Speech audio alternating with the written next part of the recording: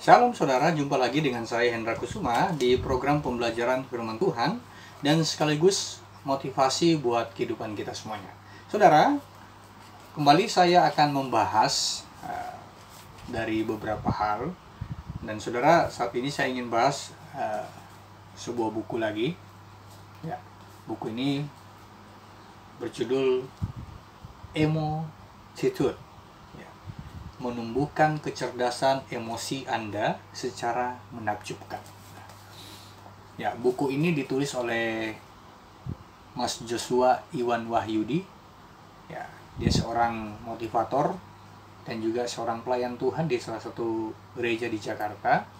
Dan kalau saudara tahu, salah satu ajang pencarian bakat Indonesian Idol di salah satu televisi swasta di Indonesia. Beliau adalah seorang mentor coaching klinik untuk para talent pada waktu itu, dan saya lihat dari beberapa generasi Indonesian Idol beliau ada terus di situ untuk melatih.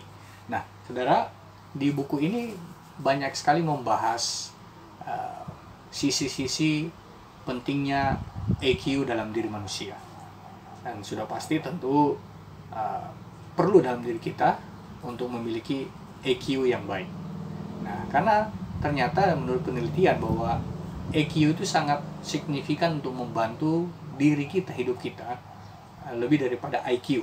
Nah, setiap orang punya IQ yang tentu pasti IQ orang berbeda-beda, tapi yang lebih paling utama adalah orang memiliki EQ. Makanya judul buku ini Emotitude.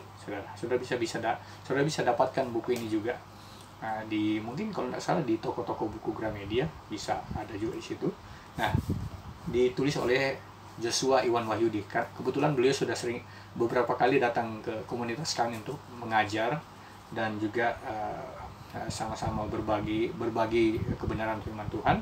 Dan kebetulan juga beliau adalah teman dari teman kami di komunitas, sehingga sangat beruntung kami untuk bisa bertemu dengan beliau. Seorang yang humble dan banyak mengajarkan tentang EQ. Saudara, saya ingin bahas dari buku ini. Saya sudah minta izin sama beliau untuk membahas beberapa topik di buku ini, dan beliau sudah mengizinkan dan sangat sekali memberkati. Nah, saya akan membahas topik dari buku ini yang tentu pasti sangat penting buat saudara dan saya sebagai orang percaya. Nah, judulnya Tuan dan Budak. Nah, kalau kita bicara tentang tuan dan budak, kita sudah tahu kalau tuan itu adalah majikan, budak itu adalah pesuruhnya atau doulos kalau dalam bahasa asli Alkitab, doulos. Nah, saudara, saya ambil dasar firman Tuhan di dalam 1 Samuel pasal 18. Ya, 1 Samuel pasal 18 ayat 8 sampai 11 sebenarnya ayatnya. 1 Samuel pasal 18 ayat 8 sampai 11. Nah, tetapi saya ingin bacakan ada poin di ayat di 1 Samuel 18 ini.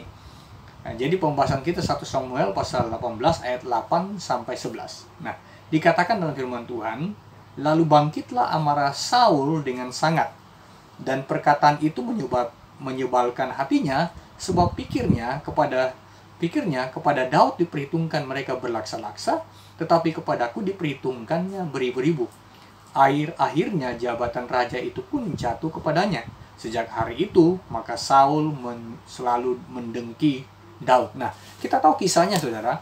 Waktu itu Daud dan Saul berperang, dan ketika mereka meraih kemenangan, mereka masuk di kota Yerusalem, dan orang-orang para perempuan-perempuan waktu itu menari-nari sambil mengeluk-elukan mereka sebagai pahlawan di kota itu.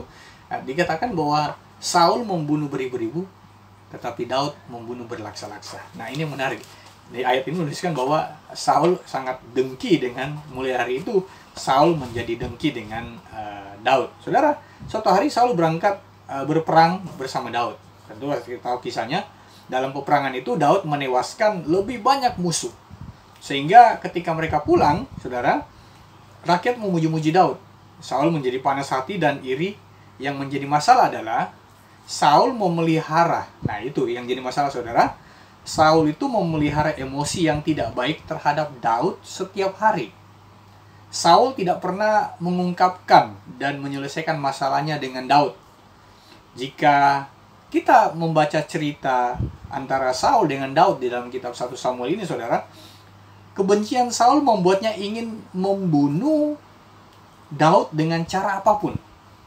Padahal di awal pertemuan mereka, Saul sangat menyukai Daud, saudara. Terus salah satu kesalahan Saul adalah dia membiarkan emosinya mengambil alih kendali dan menjadi tuan atas semua keputusan dan tindakannya.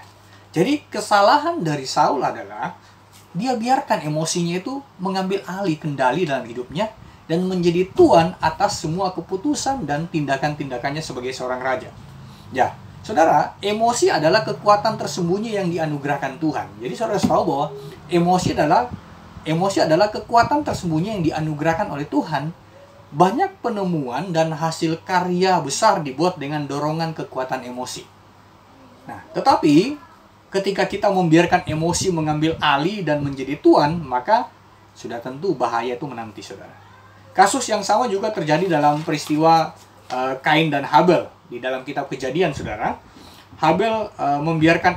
Kain membiarkan emosinya merajalela, saudara, sampai akhirnya Kain membunuh saudaranya sendiri, saudara dagingnya ya, Habel. Nah, dalam keadaan normal, saudara, tidak ada satupun manusia yang punya niatan untuk membunuh dan menyakiti orang lain. Mereka hanya akan melakukannya bila ada dorongan yang kuat yang memaksa dan mengambil alih, yaitu emosi. Nah, saudara, jadi bukan hanya kemarahan, saudara, kegembiraan pun juga harus dikendalikan. Bukankah kita sering juga mendengar ya berita-berita di TV ketika supporter sepak bola merayakan kemenangan timnya dengan cara-cara merusak, saudara. Nah, luapan emosi kegembiraan yang tak terkontrol akhirnya bisa memicu perbuatan-perbuatan destruktif, saudara, yang merugikan banyak orang dan juga diri mereka sendiri. Nah, yang lebih heboh lagi, ada kisah yang kita pernah dengar tentang sepasang anak muda yang sedang jatuh cinta. Karena begitu dikuasai oleh asmara, keduanya nekat bunuh diri bersama-sama untuk membuat cinta mereka itu menjadi abadi. Nah, tentu sangat mengerikan sekali, saudara, kisah cinta yang begini, saudara. Nah, itu namanya katanya setia sampai maut memisahkan. Nah, itu sebenarnya bukan setia sampai maut memisahkan, itu emosi yang tidak terkontrol. Nah, emosi kegembiraan karena saling jatuh cinta. Nah, jadi emosi adalah budak yang baik, tetapi juga merupakan tuan yang jahat. Ketika Anda membiarkan emosi mengambil alih hidup Anda akan melakukan perbuatan-perbuatan yang jahat, bahkan yang akan membuat Anda bisa menyesal. Mulai hari ini, jangan biarkan emosi itu menjadi tuan atas hidup kita. Ambil alih kendali emosi kita mulai hari ini, saudara.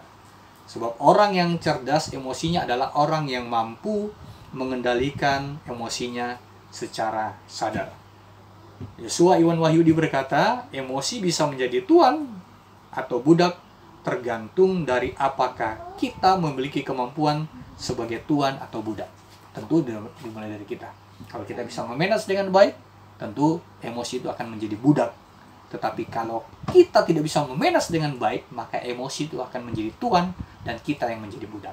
Semoga lewat pembelajaran dari buku ini, saudara, Emotitude ini, yang banyak juga diambil dari nilai-nilai firman Tuhan, akan sangat membantu kita untuk kita bisa memanage emosi kita dengan baik.